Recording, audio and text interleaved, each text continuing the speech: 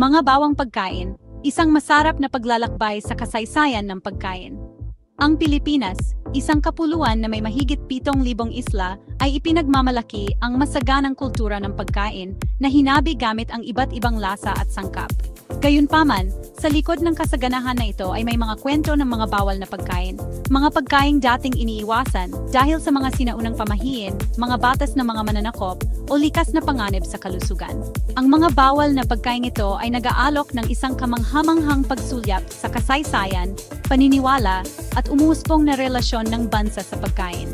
Mula sa makamandag na pufferfish hanggang sa nilagang mayaman sa dugo na dating ipinagbawal ng mga prailing Espanyol, ang listahan ng mga ipinagbabawal na pagkain ay nagpapakita ng isang masalimuot na pagsasama-sama ng kultura, relihiyon, at praktikal na mga pagsaalang-alang.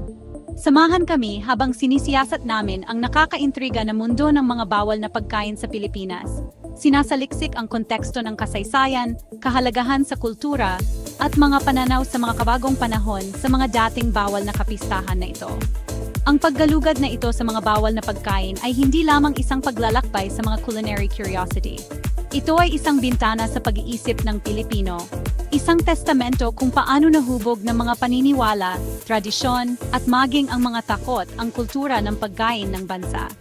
Alamin natin ang mga kwento sa likod ng mga bawal na pagkain ito, na naunawaan kung paano nila patuloy na naiimpluwensyahan, kahit na banayad, ang hapagkainan ng Pilipino ngayon. Mga sinaunang alamat, mga pamahiin, at ang hindi nagagalaw na plato. Bago pa man dumating ang mga mananakop, ang mga isla ng Pilipinas ay umunlad na may mga katutubong paniniwala na kadalasang naugnay sa pang-araw-araw na buhay, kabilang ang mga gawi sa pagkain. Ang ilang mga hayop na itinuturing na sagrado o pinagkalooban ng espiritual na kapangyarihan ay kadalasang iniiwasan bilang pagkain.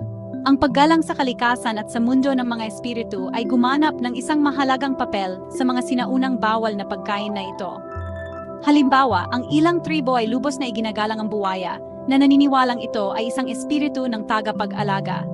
Ang pagkain ng karne nito ay itinuturing na bawal, isang paglabag na maaring mag-imbita ng kasawian o magalit ang mga espiritu.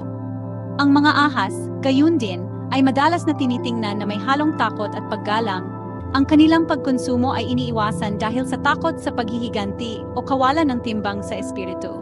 Ang mga paniniwalang ito na naipasa sa mga henerasyon ay nagpatibay sa katayuan ng ilang mga hayop bilang bawal sa sinaunang dieta ng Pilipino.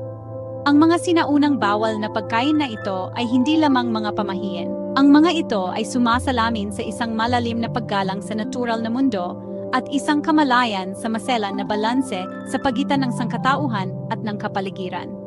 Bagamat ang ilan sa mga paniniwalang ito ay maaaring mukhang lipas na sa panahon ngayon, binibigdignan nila ang malalim na koneksyon na ibinahagi ng ating manglinuno sa kalikasan, isang koneksyon na patuloy na umuugong kahit na mahina sa modernong kamalayan ng Pilipino.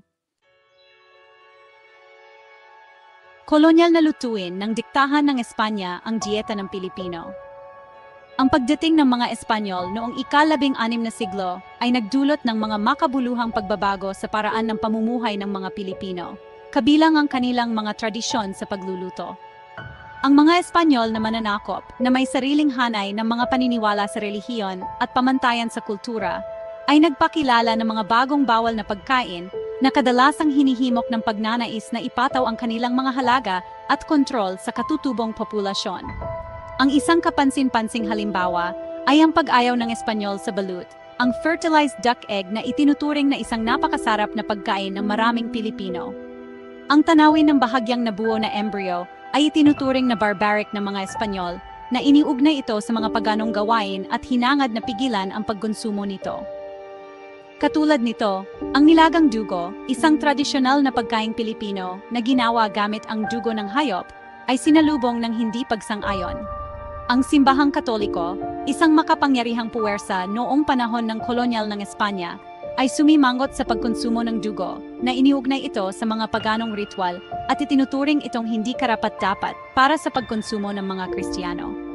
Ang mga bawal na pagkain sa panahon ng kolonyal ay nagkaroon ng pangmatagalang epekto sa mga gawi sa pagluluto ng Pilipino. Habang ang ilang mga pagkain tulad ng balut ay nagtagumpay na makaligtas sa cultural onslaught, ang iba ay naglaho sa kalabuan. Ang kanilang pagkonsumo ay pinanghihinaan ng loob o kahit natahasang ipinagbawal. Ang impluwensya ng Espanya sa kultura ng pagkain ng Pilipino ay nananatiling maliwanag ngayon. Isang komplikadong pamana ng parehong culinary exchange at ipinataw na mga paghihigpit. Seksyon 4, mga panganib ng kagubatan, mga bawal na biyaya ng kalikasan.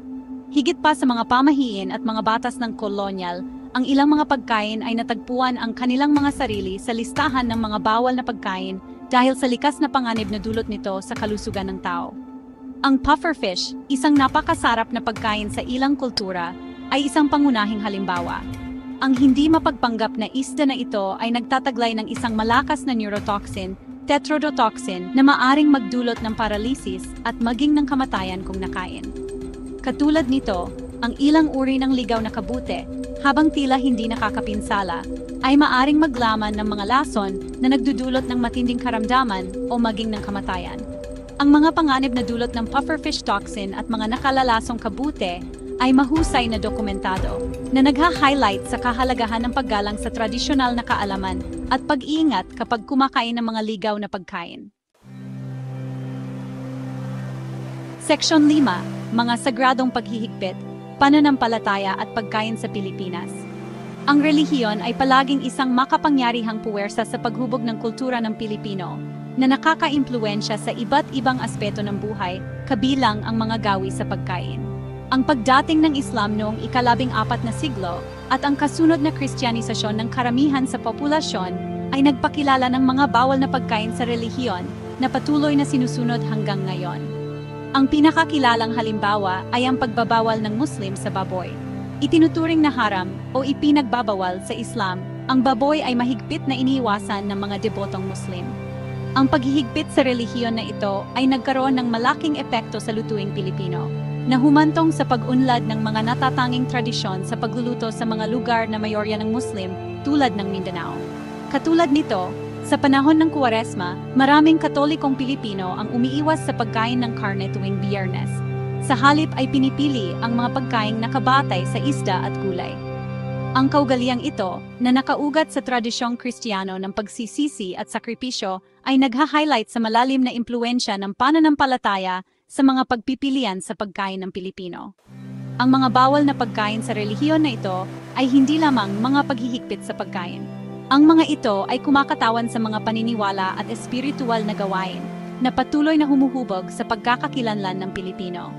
Ang pagkakaiba-iba ng mga tradisyon ng relihiyon sa Pilipinas ay makikita sa tanawin ng pagluluto nito, isang testamento sa pangmatagalang impluwensya ng pananampalataya sa hapagkainan ng Pilipino.